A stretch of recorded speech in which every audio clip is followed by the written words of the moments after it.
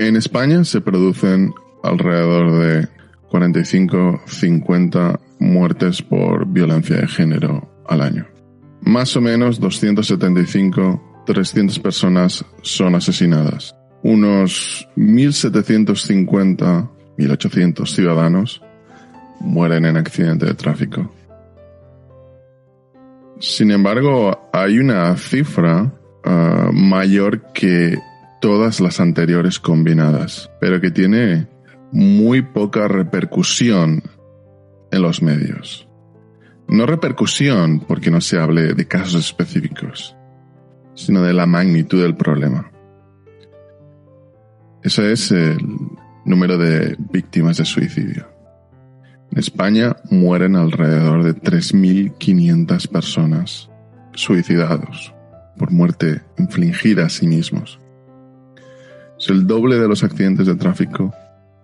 Es prácticamente 10 veces el número de personas asesinadas.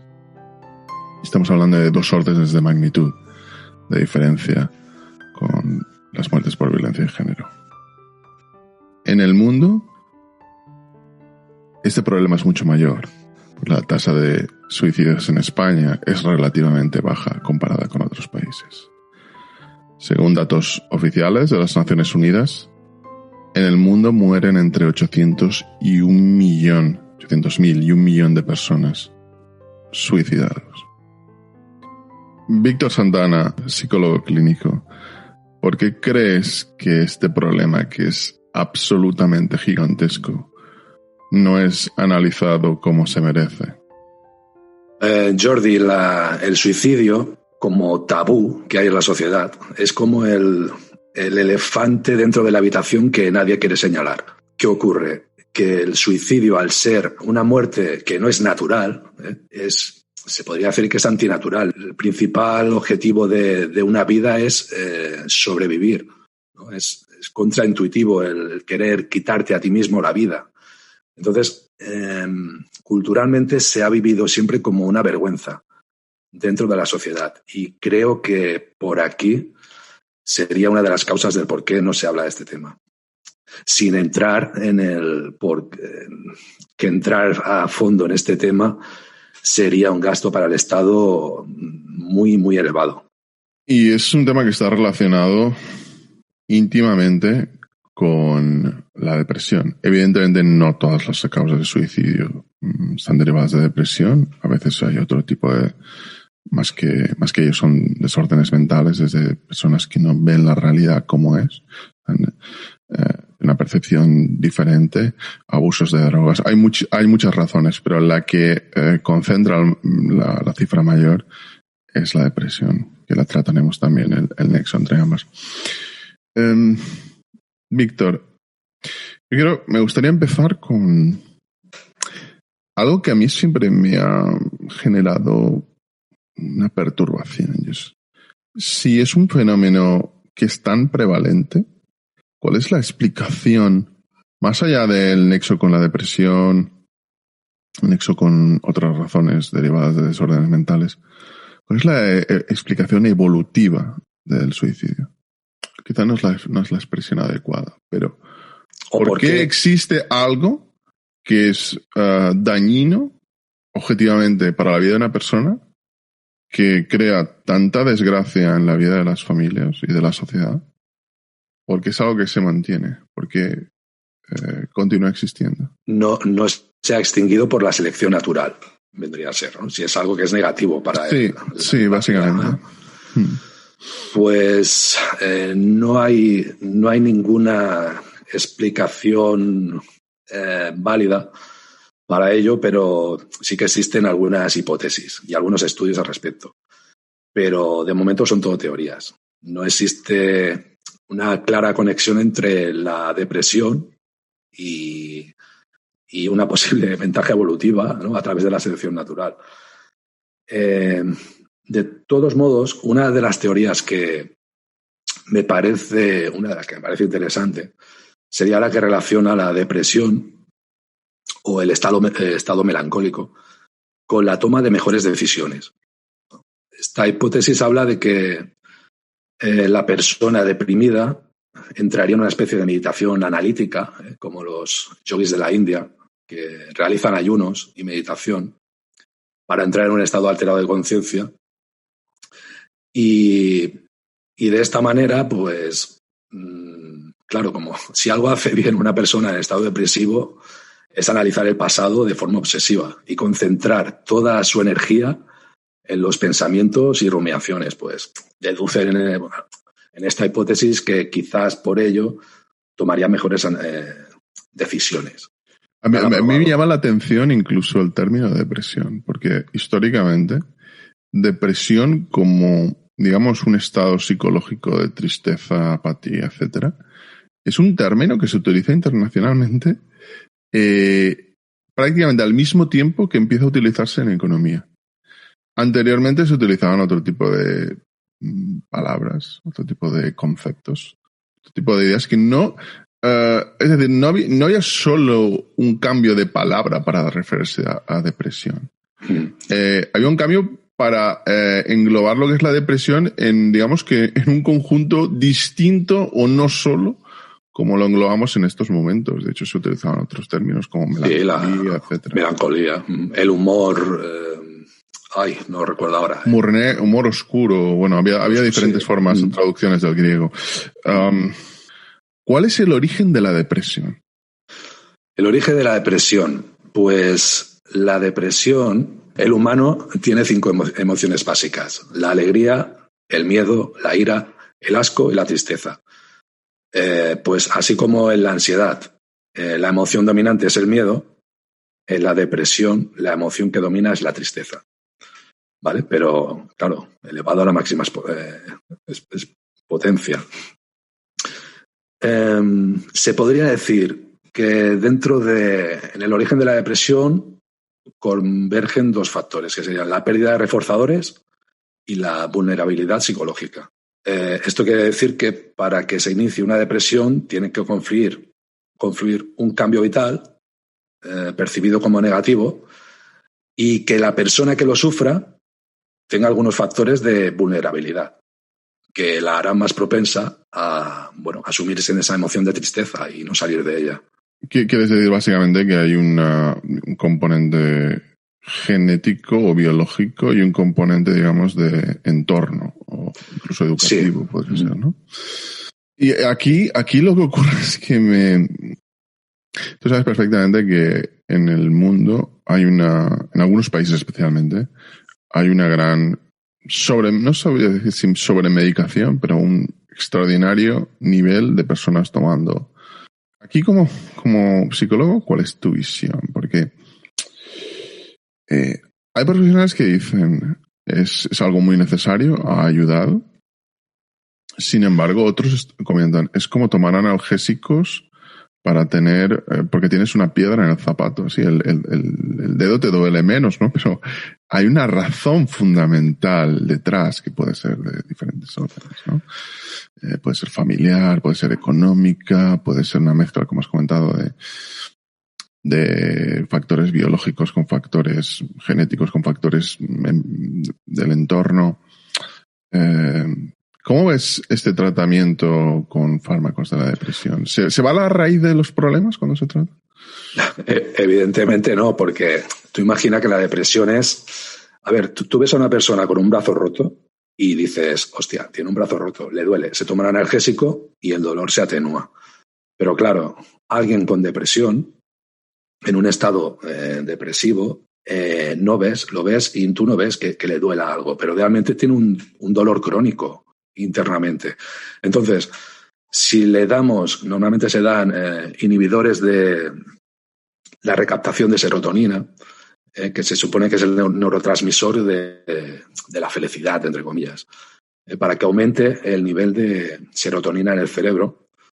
Por mucha medicación que tomes, si no la acompañas con un cambio en tu vida, pues bueno, que cambie esos reforzadores que has perdido. Pues no conseguirás nada, es bueno como tú has dicho. ¿Y qué significan exactamente el concepto de reforzador? ¿Y qué clase de reforzadores hay? Los reforzadores, bueno, los que originan la depresión se podrían organizar en 4 tipos. Serían los cambios vitales. Un cambio vital puede ser como la pérdida de un ser querido, o enfermedad de un ser querido, o propia, la pérdida de un trabajo, la pérdida de trabajo que vendría a ser una pérdida de estatus, es también una crisis vital, un cambio. Una jubilación, hay gente que no se adapta a la jubilación. Perder una suma grande de dinero, una ruptura sentimental, eso sería uno de los reforzadores, un cambio vital. También el segundo sería, por ejemplo, acumulación de pequeñas pérdidas, ¿no? Pequeños cambios que poco a poco van haciendo que el vaso se vaya llenando hasta que se derrame. Hoy he tenido un pequeño accidente con el coche, el jefe me ha gritado, mi mujer, tengo problemas de discusiones, pam, pam, los hijos, pam, pam, se va llenando y acabas en depresión. Otro reforzador sería la ruptura de cadenas conductuales, que estos son cambios donde en apariencia, cambios que no son negativos en apariencia, pero que nos afectan de la misma manera. Un cambio de trabajo, un cambio de residencia, un cambio de amistades. Y el otro sería la pérdida de reforzadores simbólicos. Esto sería cuando determinados eventos traumáticos en nuestra vida nos ocurre algo heavy que nos hace cuestionar todas nuestras creencias. Como ocurre una muerte y nos cuestionamos nuestra fe en Dios y sus dogmas y se hunde nuestro constructo de la realidad. Vamos, a veces hay gente que construye el sentido de su vida respecto a determinadas creencias, eventos, y cuando eso desaparece, a veces lo curioso es que esas creencias o eventos o grupos pueden ser negativos. Como, no sé, alguien que pertenece a una banda de delincuentes y esa banda es detenida, ese tipo de personas puede caer en la depresión incluso cuando desaparecen referentes o símbolos o reforzadores, como has comentado, que son negativos. Bueno, pero para ellos es un símbolo que forma parte de su constructo de la realidad. Si le quitas... Bueno, es negativo para los demás, claro, no para él. Y has comentado que, evidentemente, todos estos conceptos de reforzador, etcétera, en el fondo son factores que son de entorno, ¿no? Pero has comentado anteriormente que hay vulnerabilidades biológicas o genéticas. ¿Qué tipo de vulnerabilidades son las más importantes? Pues vulnerabilidades podrían ser el estilo de vida de esa persona, ¿no? Si en la vida de esa persona hay más responsabilidades estresantes que actividades placenteras, pues le será más difícil cuando le venga un cambio vital, por ejemplo, le será más difícil superar ese golpe de la vida. Otro factor sería el psicológico, el estilo cognitivo, la rigidez cognitiva de esa persona, ¿no? Sentimientos de culpabilidad, pensamiento dicotómico, de extremos, el autoconcepto, autoestima baja, pensamientos mágicos. Si pensamos que el mundo es maravilloso y de colorines, cuando ocurra una desgracia, se derrumba todo nuestro constructo de la realidad. Y bueno, claro, y uno muy importante sería el apoyo social. Si no tenemos habilidades sociales y lo más importante, si no tenemos a nadie de confianza a quien acudir cuando tenemos un problema, ¿no? Pues ¿quién te echará la cuerda para salir del pozo? Pero aquí esto también es algo que me genera muchas dudas, porque yo creo que todos en el fondo hemos tenido contacto con personas que han tenido depresión. Y a veces incluso que no han aceptado que tenían depresión, o nosotros mismos, en determinados momentos de nuestra vida. Si analizamos los periodos por los que hemos pasado, podríamos llegar a inferir que en determinados momentos hemos sufrido algo parecido a una depresión. No, bueno, un porcentaje muy alto. Estadísticamente se habla de un 15% de la población mundial sufrirá a lo largo de su vida depresión, pero fuera de estadísticas, lo que tú comentas, tú no entrarías en la estadística, pero si echas la vista atrás, dirás, hostia, estos síntomas los he tenido yo. Yo he pasado una depresión, es posible. O incluso en varios momentos en mi vida he estado depresivo.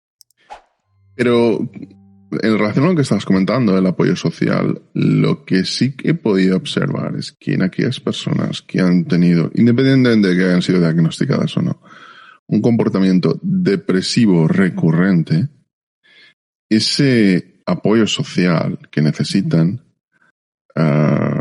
justamente es erosionado por esa depresión. En otras palabras, cuando alguien necesita constantemente la ayuda de su entorno, llega un momento que no sé si es la sensación que a mí me da, pero acaba agotando la capacidad de ayuda, conscientemente o no, de su entorno.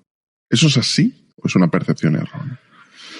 Puede ocurrir, o que también las personas de su entorno no estén preparadas para eso están los profesionales, claro.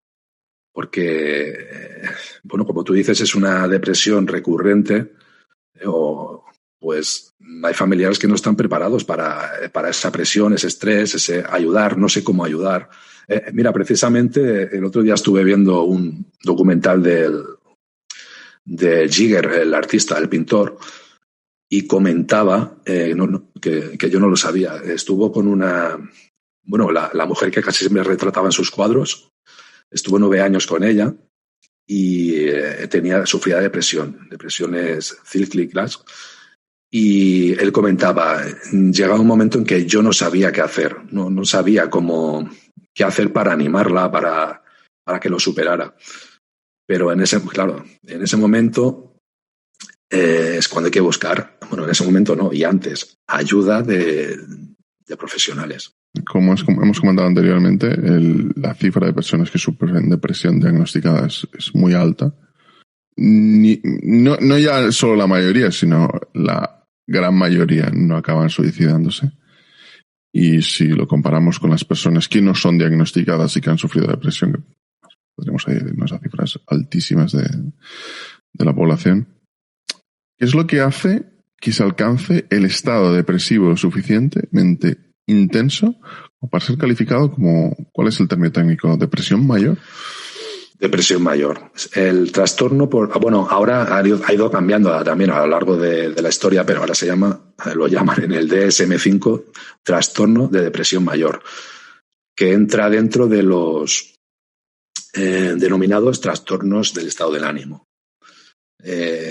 Aquí también encontraríamos la distimia, que es una... Perdona, pero ¿qué es la depresión mayor? ¿En qué se diferencia de una depresión normal?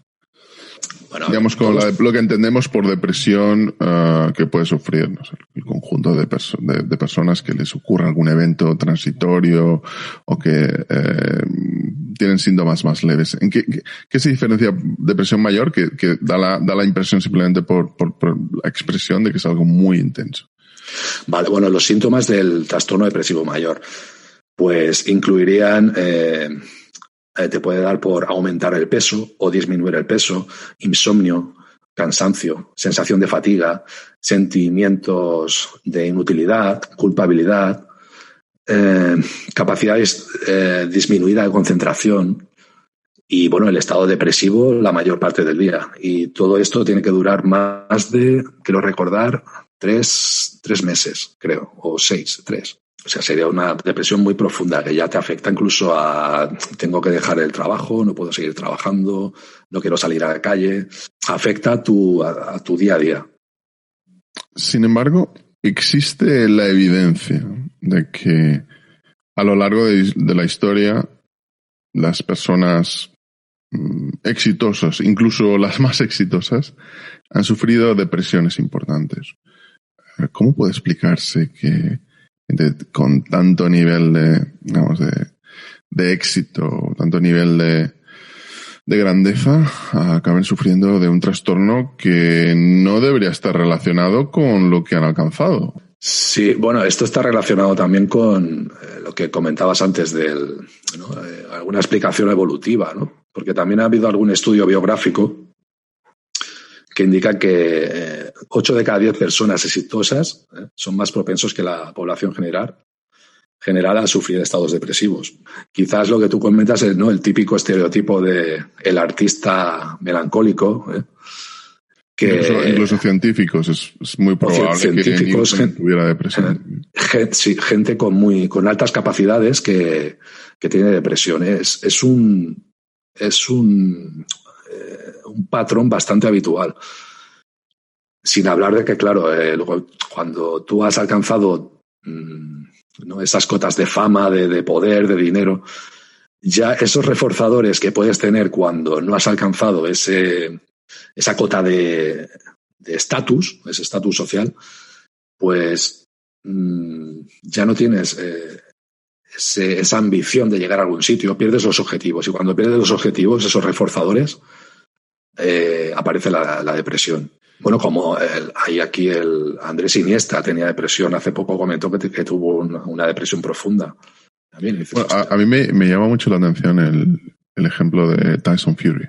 Tyson Fury es el actual campeón del mundo de los pesos pesados. Él, desde que era un niño, había soñado con ser campeón. Incluso siendo bastante joven, se encontró con el que era entonces el campeón del mundo de los pesos pesados en una sauna. Y se puso a sí mismo en ese momento, digamos que la lucha interna de salir después que el campeón de la sauna. Eso hizo que compitieran los dos durante muchísimo tiempo y prácticamente acabaran perdiendo el conocimiento. Al final, él se mantuvo en la sauna, el campeón salió. Años después acabaron peleando. Tyson Fury ganó el campeonato del mundo. Y justamente después de haber conseguido eso, a lo que había dedicado toda su vida, acabó en una terrible depresión, intentó suicidarse, ganó 100 kilos de peso y su vida se fue básicamente por el sumidero. ¿Cómo se explica algo así? Bueno, como ves, cuando alcanzó su reforzador, su motivación principal, ¿y ahora qué? Y el ahora qué, cuando pierdes reforzadores, cuando no tienes una motivación por la cual luchar, por la cual levantarte cada mañana y voy a hacer esto, pues ocurre eso, llega la depresión. Bueno, la pirámide de Maslow viene aquí al dedillo. Cuando vas consiguiendo cada escalón, vas subiendo cada escalón, pues tienes objetivos por delante que cumplir. Tienes esos reforzadores. Pero cuando ya los tienes, ¿qué? Pues tienes que ser muy, muy inventivo para cambiar. Bueno, lo que comentábamos de la jubilación. Tú te sientes identificado con tu trabajo, muy identificado de soy jefe de, no sé, de reposteros. Y cuando te jubilas, ya no eres jefe de repostero. Ahora, ¿quién eres? ¿Quién soy yo? Pepe, ¿a qué me dedico si ya no hago pasteles, no? Pero, ¿qué relación hay entre depresión mayor y suicidio? Hay veces que se define la depresión, escuchando a un psiquiatra analizarla, me hizo pensar, porque la definía como cuando hay una depresión mayor, depresión realmente intensa, no hay nadie al volante. Y es un estado que da muchísimo miedo, no solo por el riesgo de suicidio, sino por otros problemas, otras consecuencias. ¿Cuál es la conexión entre depresión mayor y suicidio? ¿Por qué ocurre? Bueno, la depresión es el principal detonador, el caldo de cultivo perfecto para la ideación suicida, ¿no? Porque todos tus pensamientos son negativos y catastrofistas. Y claro, esos pensamientos negativos generan una serie de emociones negativas, miedos, tristeza, culpabilidad, vergüenza, y todo eso se va incrementando con el tiempo. Pierdes reforzadores, vienen esos pensamientos negativos, rumiaciones, pensamientos contrafácticos del pasado, ¿por qué no hice esto? ¿Por qué no hice lo otro? No hay futuro. Es desesperanza. Llega la desesperanza y el sufrimiento es tal que buscas una salida. No puedo sufrir más. No es como dicen muchas veces banalmente, era un egoísta, sí, o era un cobarde. No, esa persona está sufriendo tanto que quiere escapar. Y la única liberación que ve es acabar. Sin embargo, se suicidan mucho más los hombres que las mujeres. En la mayoría de países el ratio es 3-1. Es decir, el 75% de aquellos que cometen suicidios suelen ser varones. En algunas naciones se va prácticamente a 7, 8, 9, incluso a 10-1. ¿Por qué es generalizado el hecho de que los hombres se suiciden muchísimo más?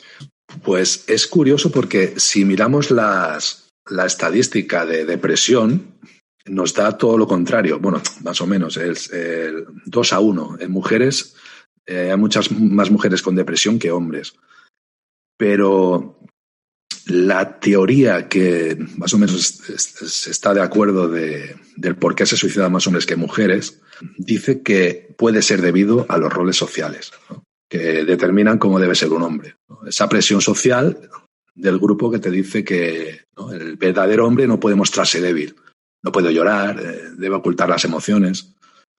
Entonces, se deduce que, claro, la sensación de soledad autoimpuesta por el hombre, pues en algunos casos puede empeorar las consecuencias de la depresión. ¿Puede haber un factor de impulsividad? Porque lo que vemos es que en general en la práctica totalidad de los países los ratios de homicidio también son mucho mayores de hombres. Y en el fondo el suicidio es la muerte de una persona causada, ¿no? Sí, es el acting out, impulsividad. Sí.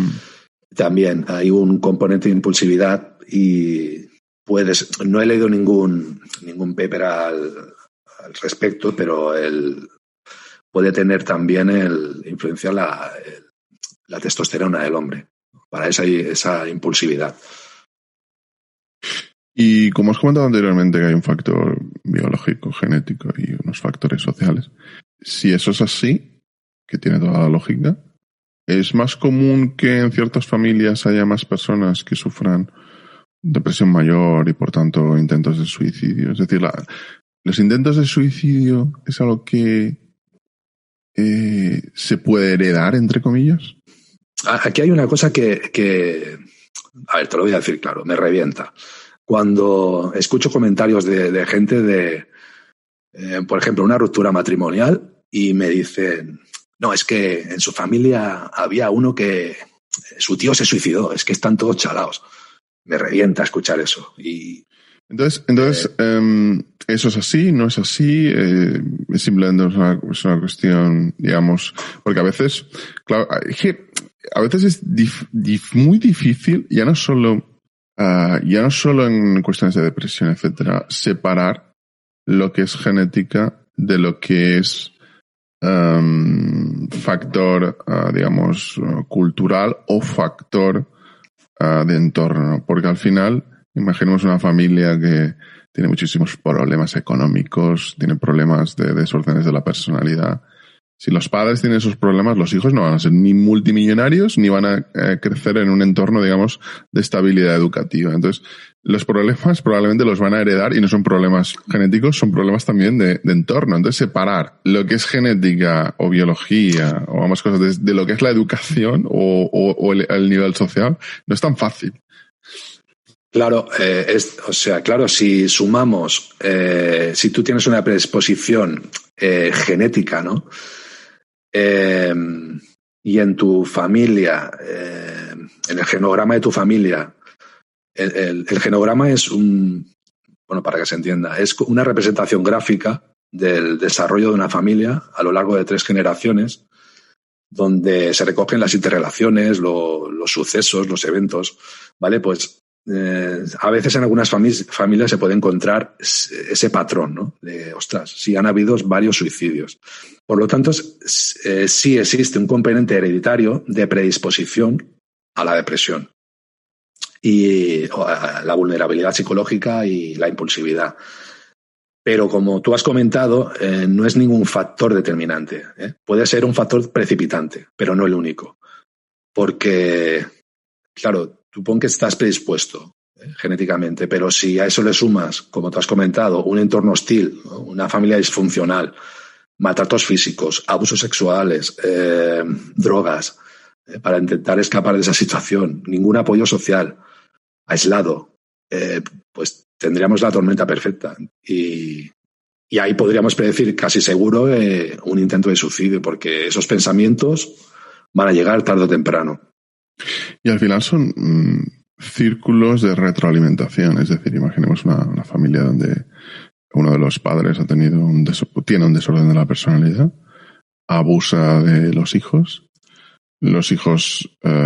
crecen en un entorno completamente tóxico que les lleva al límite del estrés. Para intentar sobrevivir a ese tipo de entorno tienen que buscar una salida, como por ejemplo el abuso de drogas, que a su vez les coloca en una situación de empeorar su salud mental. Entonces, son círculos muy difíciles de romper y que desde luego necesitan una ayuda profesional y desde luego una ayuda de la sociedad como para intentar solventarlos, porque no van a ser solventados desde la misma familia que los ha causado. Sí, sobre todo perder hacerlo visible, ¿no? Creo que este programa puede ayudar a eso también, a hacer visible que es una realidad, ¿no? El elefante dentro de la habitación, señalarlo, esto existe, que deje de ser un tabú, porque se vive con una vergüenza. Cuando ocurre un suceso así en una familia es, ostras, ¿y cómo que se ha muerto tan joven? Y no, bueno, es que se cayó por la escalera. No, ha pasado esto, porque también ocurre que después a la familia también le queda un sentimiento de culpabilidad, de ostras, podíamos haber hecho algo. Es muy complicado, hay que darle visibilidad al tema este. De hecho, yo cuando vivía en Finlandia tiene una tasa de suicidios mucho mayor que la española. Por aquel entonces la tenía incluso más alta. Recuerdo una conversación con uno de los vecinos. Me comentaba que un día tarde, cuando había salido de trabajar, volvió a su granja, su madre, y encontró a su padre ahorcado. Tuvo que coger un hacha, cortar la cuerda, bajarle, llamar a médicos, evidentemente ya no se podía hacer nada. Eso crea una herida en la familia. Evidentemente, ni siquiera se sabía por qué lo hizo. La mujer tenía determinadas sospechas, pero eso acaba generando terrible drama que se acaba heredando. Esto va unido con los mitos del suicidio. Hay muchísimos mitos se suelen comentar, ¿no? sobre si la gente que habla mucho sobre el suicidio no lo ejecuta nunca, si aquellos que lo dicen o lo que no lo dicen luego lo van a hacer, ese efecto de imitación. ¿Cuáles son los mayores mitos sobre este tema? Claro, como hemos comentado, los mitos, ¿por qué ocurren? Porque no se habla del tema, ¿no? Es un misterio, ¿no? Se ha muerto, sí, vale. Los mitos en torno al suicidio, pues son muchos, ¿no? Por ejemplo, uno sería: la persona que se quiere matar no lo dice.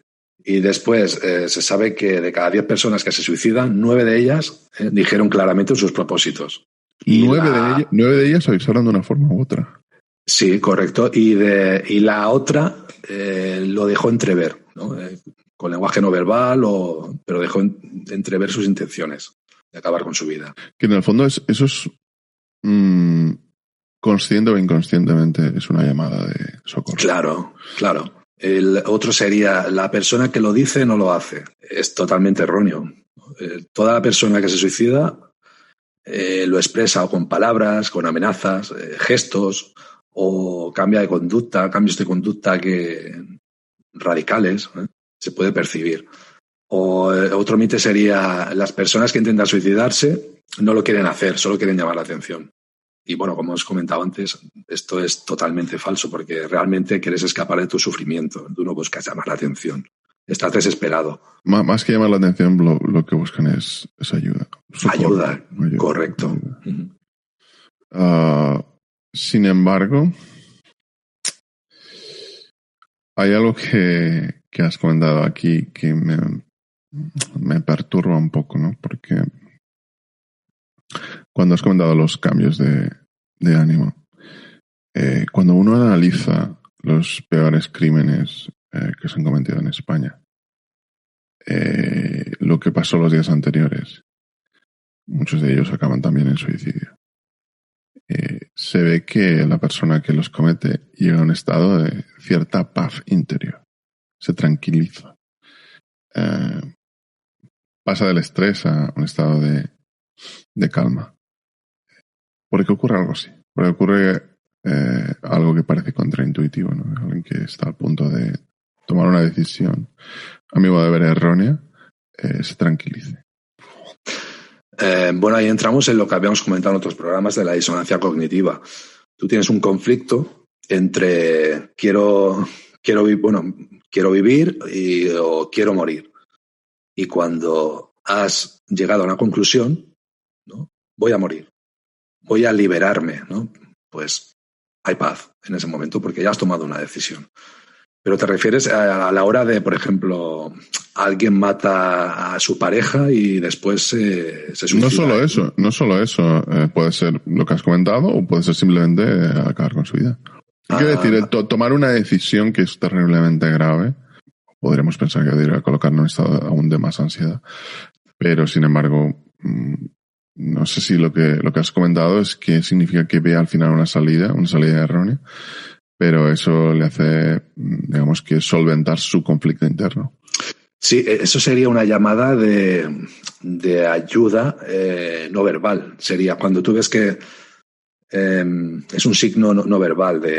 Ves a una persona que está deprimida y tal, y de un día para otro lo ves como en paz. Y un cambio de actitud brutal, ¿no? Dices, ostras, ahí te tiene que llamar la atención. Algo está pasando porque ha solucionado su conflicto. Es decir, he encontrado la salida. Eso te tiene que dar una alarma de decir, ostras, aquí pasa algo. Tienes que hablar con él y decírselo directamente. Oye, ¿estás intentando esto o has pensado tal? ¿Cómo estás? Te tienes que interesar por él. Y las personas que sufren este tipo de depresión mayor, que están en un dolor tan intenso, ¿tienen el riesgo toda su vida de recaer? Es decir, ¿es algo transitorio ese estado en el que puedan pensar en acabar con su vida? ¿O es un peligro que se va a mantener en el tiempo y que lo van a intentar otra vez? Vendría a ser otro mito de que, ¿no? Siempre van a tener esa tendencia suicida. Es que no me gusta la palabra tendencia suicida, bueno, el concepto. Pero la crisis suicida es crisis, es un momento, es un impulso, es minutos. Pero claro, esos minutos o esa media hora o ese cuarto de hora pues te puede llevar a la muerte, claro. Porque además aquí hay un diferencial entre el dolor que sufre la persona que está en esa situación y aquellos de su entorno.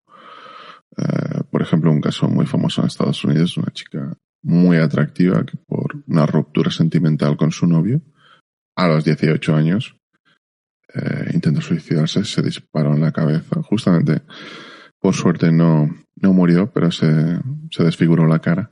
Aquí debe haber un diferencial entre la familia, lo que consideran importante, pueden pensar que es una tontería de críos que se les va a pasar, y el dolor de la persona.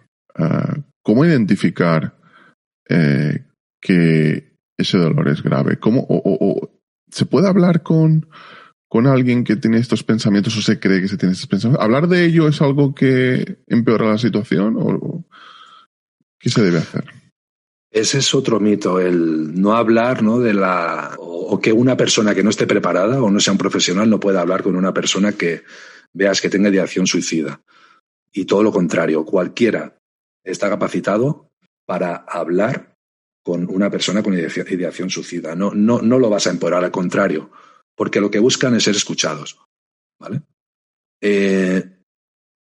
Y cuando tú ves que algún indicio que te indique que esa persona está planeando, o algún indicio que lo que sea, por ejemplo, ves en su estado de WhatsApp, en su perfil, ¿no? Ves una foto o los adolescentes, ¿no? De la imagen tachada, y salta tu alarma y te dice, ostras, este chico no está bien, este adolescente no está bien o tal.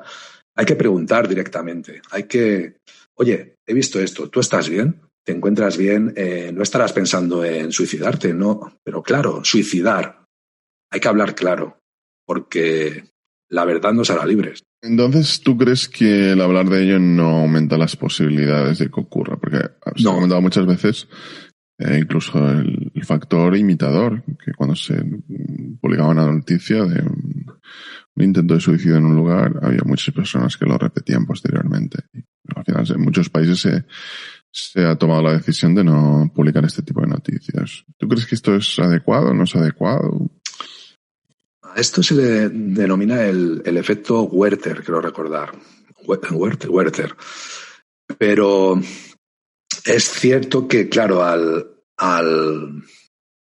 es como si tú abrieras a esa persona que está aislada, porque realmente quien tiene ideación suicida está aislado, se encuentra aislado, y ve en las noticias, fulanito ha hecho esto, ha saltado de tal sitio, ¿no? Y ves, ostras, eso genera una posibilidad en tu mente, ¿vale? Sería como una especie de programación. ¡Pam! ¡Ostras! Es cierto que ocurre ese efecto, pero habría que ver el efecto neto, claro, porque puede generar X imitadores, pero sin embargo puede salvar otra. Claro, pero no solo eso, tienes que claro, como no se visibiliza el suicidio, pues, y tememos hablar de ello, y pues a lo mejor tú ves que una persona está deprimida o tal, o tienes o salta en tu mente esa alarma, y por vergüenza, por presión social, pues no le preguntas nada, no te interesas por él, no lo llamas, no. Y es todo lo contrario. Hay que desmitificar todas estas ideas erróneas. Es un enfermo mental. Pues no es, una persona puedes ser tú puedes pasar por una depresión y llegar a ese punto y sentirte aislado. Le puede pasar a todo el mundo. Y para ayudar a una persona en ese estado, tiene que ser un profesional, puede ser alguien del entorno familiar, un amigo. Puede ser un amigo, una persona de confianza, al menos en los primeros, cuando veamos los primeros indicios, y para acompañar, para escuchar. ¿Estás bien? Cuéntame, ¿cuál es si lo que quieren es ser escuchado, que les ayudes, que no estás solo, quieren sentir que no están solos, que les comprendemos. Pero claro, si ya la propia depresión te hace aislarte y ya no lo comunicas, pero hay que ser proactivo en este sentido. Y claro, no todas las familias ni todas las amistades están preparados para ello. Ya desde un punto de vista pragmático, porque me gustaría sobre todo que este programa pudiera ser una herramienta para ser útil para todos aquellos que están en una situación, no solo ellos mismos, sino gente de su entorno. ¿Qué indicios deberíamos vigilar para ponernos alerta sobre un posible intento de suicidio? Pues los indicios podrían ser en manifestaciones verbales. A veces hacen manifestaciones verbales, ¿no? Si plantean la acción, me voy a quitar de en medio. Comentarios así no hay que dejarlos ha dicho, es tontería. No, hay que pararse a pensar y preguntar, indagar. O ya si encima te dicen el método y ¿no? Me voy a quitar de en medio saltando por un balcón. ¿Y cómo lo van a hacer? Ostras, aquí ya más alarma. O ya el plan concreto, ¿no? Lo verbalizas ya, voy a tal y voy a hacer esto y tal. Cuando llega a casa, pues ya las alarmas tienen que saltar y hay que actuar. Y estos serían verbales, ¿no? o las no verbales también, que estas son más difíciles de detectar porque hablamos por la propia sintomatología de la depresión, ¿no? El ver que algunas personas tienden a restar importancia, ¿no?, a las ideas suicidas, las minimizan, incluso con una sonrisa. Les preguntas, ¿estás bien? ¿Me preocupas? ¿No habrás pensado en hacer alguna tontería? Y te responden, no te preocupes, estoy bien, no va a pasar nada. O sea, con una plenitud emocional, pues aquí podría también alertarnos, ¿no?, de lo que hemos hablado antes del el cese de golpe de la angustia, de esa persona que lo está pasando mal y de golpe, tranquilo, estoy bien porque ha tomado la decisión, ¿no? Ha roto la disonancia cognitiva. O también, por ejemplo, cuando la persona se iguala, ¿no? Cuando se igualan es porque se identifican en una conversación que no viene, o sea, no tiene nada que ver y te dicen, yo no pienso hacer lo mismo que mi primo, el que se suicidó. Y dices, pues si no hemos sacado el tema, pues alarma aquí también, alerta. A mí me llama mucho la atención de lo que acabas de comentar, el suicidio en McAfee.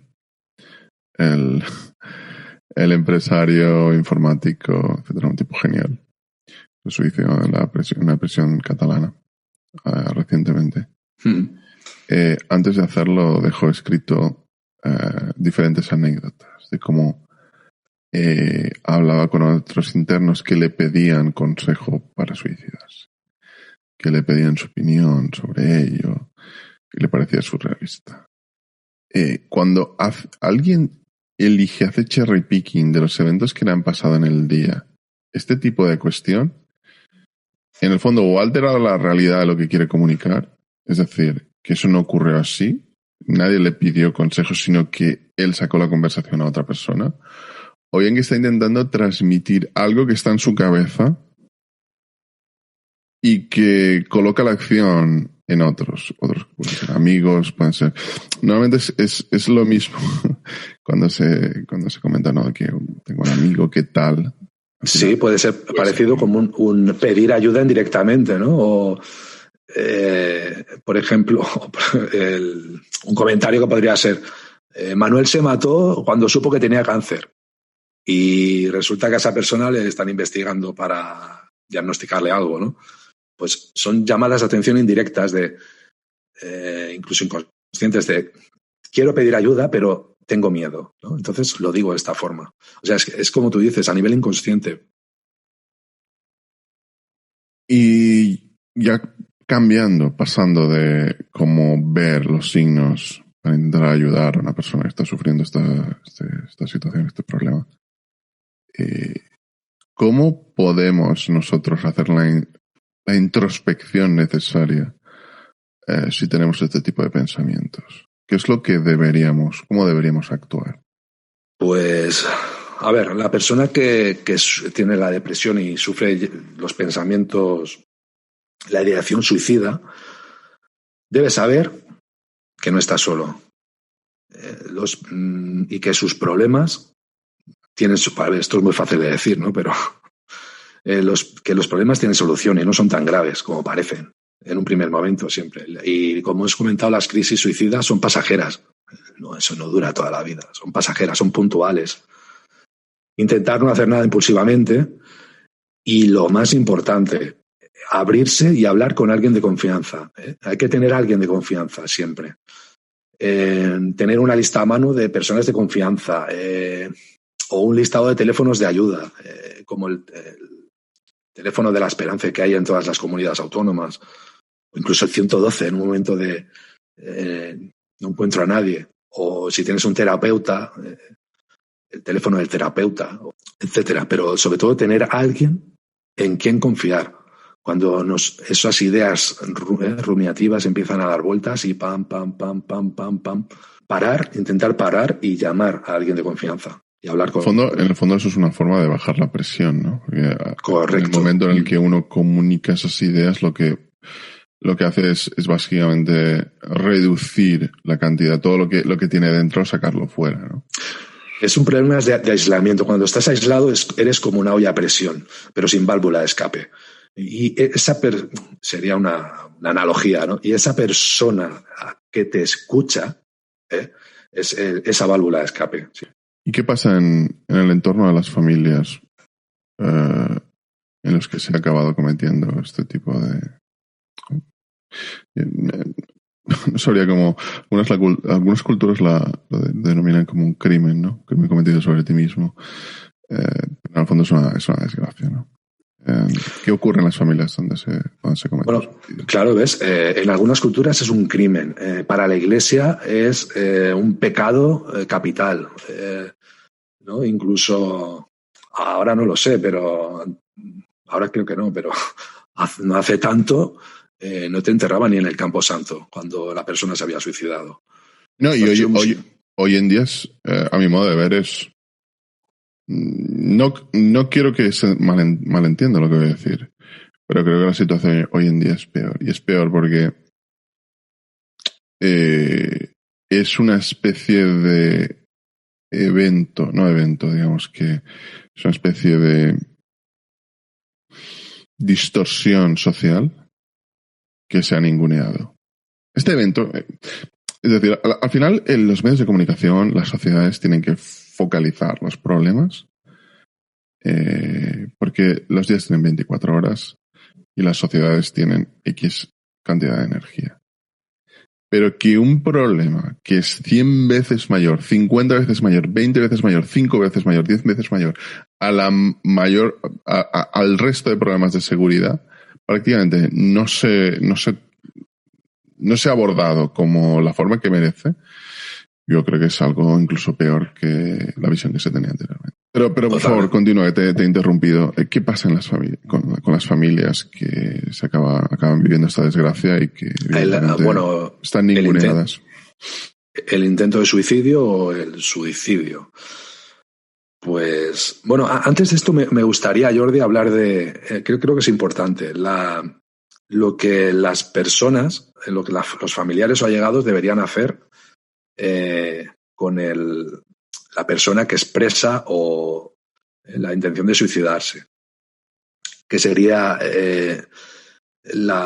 por ejemplo, la familia debe valorar la situación muy seriamente y ser directo y hablar claramente del suicidio, expresar la preocupación y escuchar, sobre todo escuchar, dejar que la persona hable de sus pensamientos y muy importante sería el no juzgar ni cuestionar si el suicidio es o no correcto, ni dar sermones sobre el valor de la vida o frases hechas, ¿no? Escuchar, no juzgar y mostrar empatía, demostrar interés por esa persona, sacarla de su aislamiento. Y bueno, lo que comentas de las familias donde ha ocurrido un suicidio o intento de suicidio. Bueno, hablemos primero de intento de suicidio. Cuando ocurre el intento de suicidio y la persona está, porque normalmente siempre acabas en una unidad de psiquiatría de un hospital, pues esa persona, primero, el suicida tiene sentimientos de culpabilidad, se siente agotado, enfadado, humillado, avergonzado. Y para la familia es un mazazo, también porque surge el sentimiento de culpabilidad de que hemos hecho mal, por qué no hemos sabido verlo, o por qué no hemos dicho nada, o por qué no hemos hecho nada. Y bueno, ya luego entraríamos en si ocurre la muerte. Y aquí entraríamos a hablar del duelo. El duelo normal y el duelo por suicidio son distintos. ¿A qué te refieres con que son distintos? Normalmente el duelo se suele dividir en 5 fases, que serían la negación, sería la primera, ¿no? Que es el shock, cuando te enteras de la noticia, se ha muerto un ser querido, ¡pam! Hostia. La segunda fase, la ira, ¿no? De la injusticia, de ostras, ¿y por qué? ¿Por qué él? Después pasaríamos a la tercera fase, que sería de negociación, donde ya empezamos a contactar con la realidad, miramos hacia el futuro. Y la cuarta fase sería la de tristeza, de depresión. Ya nos invade la emoción de tristeza o pena. Y la última fase sería la de aceptación, que es cuando ya la propia dinámica de la vida y el tiempo pues va cerrando esa herida. Esto sería lo que sería un duelo considerado normal. Pero claro, ¿qué ocurre en una muerte por suicidio? Pues el duelo normal se trastoca por completo, ¿no? Porque las emociones que se desencadenan son muy fuertes, ¿no? Sería el choque, para empezar, porque es más fuerte que el del duelo normal, ¿no? El shock, la negación, de ese momento de irrealidad, despersonalización. La ira entrará, pero la ira es diferente porque primero te puedes enfadar con él, con la persona que se ha quitado la vida. Y después te puedes enfadar contigo mismo, porque cómo no me he dado cuenta, cómo no he podido advertir las señales, cómo no le dije nada, cómo es doble, es diferente al duelo normal. Y después, claro, entra la culpabilidad. Ostras, del pensamiento contrafáctico. ¿Qué hubiera pasado si yo lo hubiera llamado? Que son absurdas, porque siempre es a todo lo pasado. Y también, o desesperación, ¿no? También sentimientos de tristeza, de desesperanza también que puedes tener, confusión, porque no es normal, no es una muerte natural. Es entender por qué un ser querido se quita la vida, es algo irracional. Y siempre te quedarán dudas sin responder de por qué de esta manera, por qué no dijo nada, o por qué sí, o por qué yo no lo vi, por qué no me di cuenta, y sentimientos de rechazo. ¿Por qué mi relación con él no fue suficiente? Todo pensamiento contrafáctico que nos hace polvo. A mí me gustaría dar una visión que no suele darse de este tema. Y no es solo la de el tratamiento, la exposición, que repito, es muy poca, en mi opinión, al menos para el nivel del problema. Ni siquiera el de cómo actuar, que es algo que hemos hecho, sino dar una visión de cómo intentar construir una vida para evitar o minimizar que estas cosas puedan ocurrir. Hay neurocientíficos, psicólogos evolutivos, que parece que han intentado encontrar cuál es la receta para alguien evitar la depresión. Evidentemente esto es imposible porque pueden ocurrir factores vitales que puedan acabar desencadenando una depresión, digamos, transitoria o estacional, pero sí para intentar evitar la depresión mayor que os comentaba anteriormente. Y a mí me llama la atención cómo estas visiones casi siempre suelen coincidir en lo fundamental, ¿no? Es estructurar tu vida en base a una división de la misma, del tiempo. Una parte es para el mantenimiento de ti mismo, tener cuidado de cómo vistes, de cómo te cuidas, etc. Y que es algo que no hemos comentado, pero que parece que todos los psicólogos coinciden, ¿no? Que cuando alguien sufre de depresión, justamente uno de los primeros factores es el descuido de sí mismo, de cómo viste, de lo que come, del ejercicio que hace, que justamente es algo que se retroalimenta también, porque si tú haces deporte, ya biológicamente se acaban generando sustancias que acaban, digamos, que siendo factores biológicos de lucha contra la depresión. Entonces, 1/3 de tu vida tiene que estar dedicada a mantenimiento en su conjunto, mental, sanidad, organización, digamos, cómo vistes, cómo comes, etc. 1/3 tiene que estar dedicado a lo que haces para conseguir el sustento. Y 1/3 tiene que estar dedicado a algo que dé sentido a tu vida. Si algo que dé sentido a tu vida, pues lo que tú estimes conveniente. Escribir, pintar, formar parte de un club, de lo que sea, ayudar en una ONG, lo que tú estimes que sea adecuado. Porque a mí lo que me llama la atención, si uno ve los factores concurrentes con estas depresiones mayores, con estos intentos de suicidio, son factores como separaciones. De hecho, el que un hombre esté separándose es una de las mayores riesgos de que acabe cometiendo el suicidio. Otros factores como, por ejemplo, el abuso de drogas, que indican ya de por sí una desorganización en la vida. En otras cuestiones, en otros de las razones es la pérdida de lo que llaman los anglosajones la red de apoyo, que es algo que has comentado anteriormente, cuando alguien se siente aislado. Entonces, y todo eso, ese tipo de cuestiones, son errores de focalización o bien errores de mantenimiento o problemas de mantenimiento. Entonces, ¿cómo hacemos para conseguir estructurar nuestra vida en esta división de factores? ¿Cómo mantener, cómo dar el estado para intentar evitar que caigamos en esta depresión mayor? Pregunta muy compleja, porque es que, claro, depende de cada persona. Porque hay gente que es muy organizada, también depende de lo que hablábamos de tu hardware. Si tu hardware es muy racional, pues quizás te cueste menos realizar todo eso.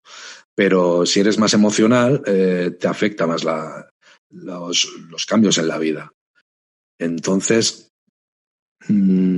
si empiezas a perder reforzadores vitales, esas crisis vitales, poco a poco irás teniendo una conducta evitativa con todo lo que te podía ayudar, ¿no?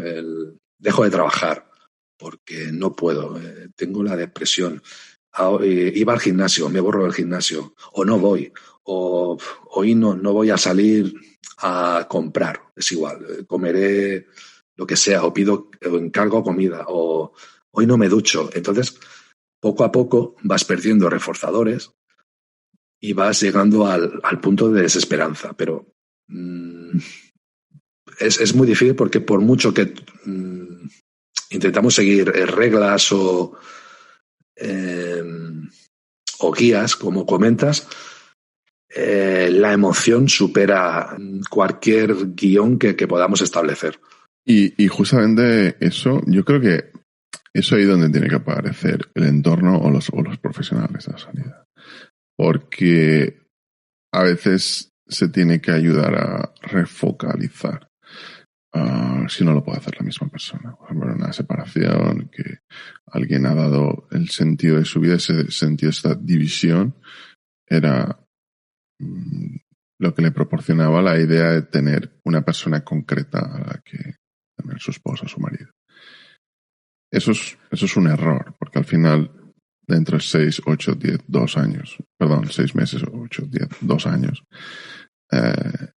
el curso de las cosas va a refocalizar tu vida.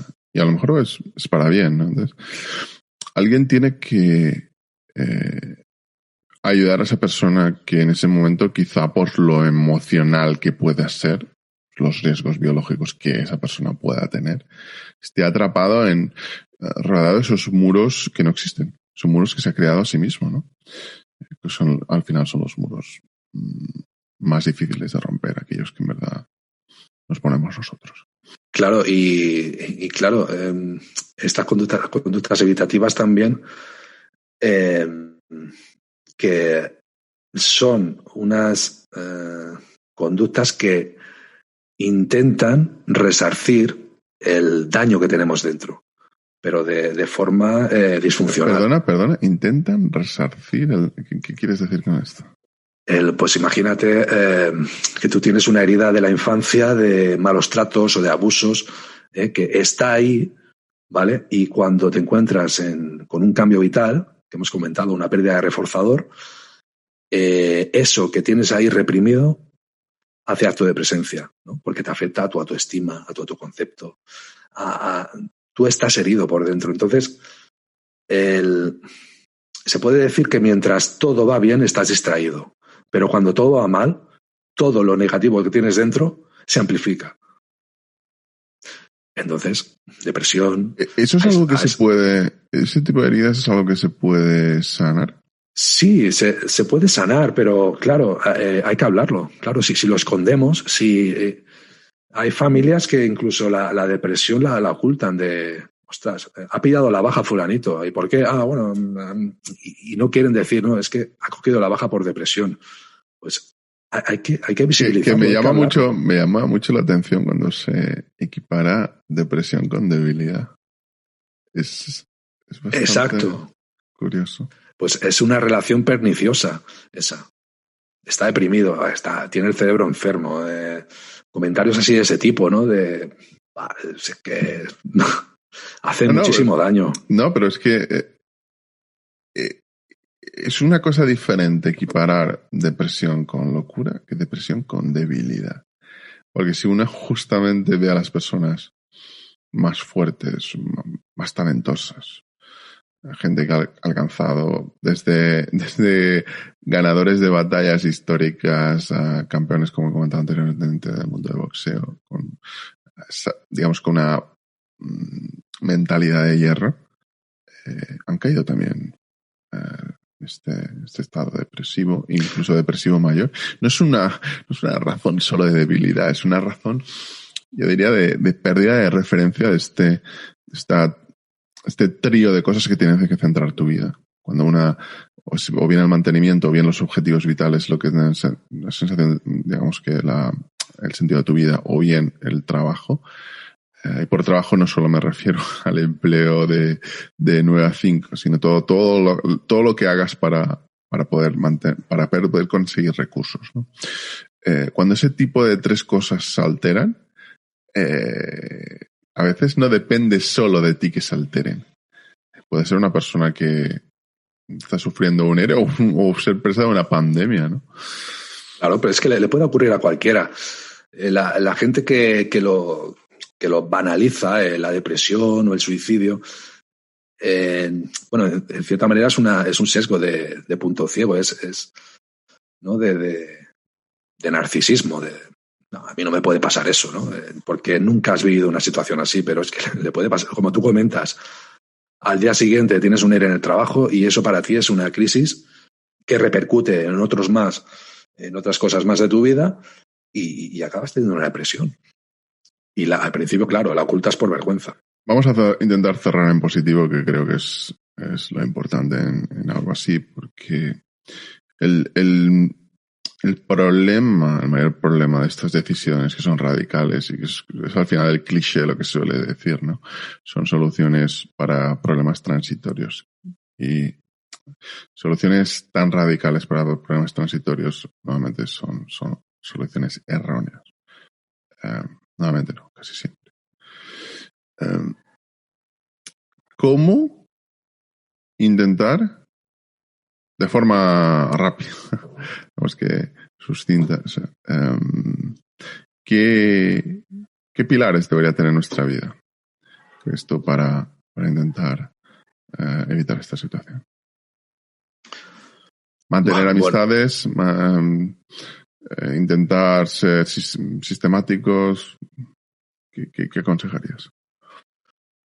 Bueno, pues acudimos a la pirámide de Maslow, que es lo más gráfico, ¿no? El primero, necesidades fisiológicas básicas, ¿no? Alimentación, salud, eso más importante, el descanso, el sexo, por ejemplo, es una necesidad fisiológica básica.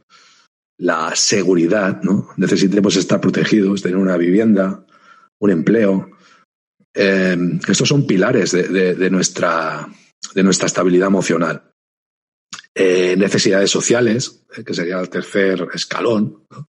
El desarrollo afectivo, el afecto, la intimidad sexual, la aceptación de tu grupo, de tus amistades, de tu familia, la necesidad de autoestima, el reconocimiento de los demás, la confianza, el respeto, ¿no? La autorrealización de mi potencial en un empleo, en un hobby. Y hay que intentar mantener estas 5 columnas de la estabilidad emocional. Pero sobre todo, en el caso de la depresión, si cae cualquiera de estas columnas, la más importante considero que es el apoyo de un grupo, de alguien de confianza, alguien que te escuche, salir del aislamiento, la necesidad social. Ese es el pilar fundamental. Víctor Santana, muchísimas gracias. Espero que este episodio pueda reducir en lo que, digamos, modestamente sea capaz el hecho de este tabú continúe siendo, ¿no? Ojalá. Que haya más personas que... Y que cuando te dicen, ¿cómo estás? Que eso hace mucho daño también. Bien, estoy bien. No, estás mal. Estoy mal. Es que son conductas culturales que hay que comenzar a romper. Estoy mal. Ostras, ¿y por qué? No está mal, no eres débil por mostrarte que estás mal, tu debilidad. No somos máquinas, no somos humanos. Víctor Santana, muchísimas gracias. ¿Dónde pueden saber más de ti los oyentes que quieran averiguar más sobre psicología?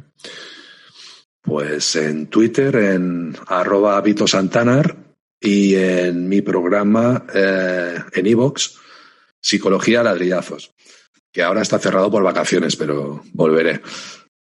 Lo recomiendo encarecidamente, es uno de los mejores podcasts de psicología en la podcastfera, en iVoox y en cualquier otra plataforma. Muchas gracias. Gracias, Víctor, gracias a todos los oyentes. Hasta el siguiente programa.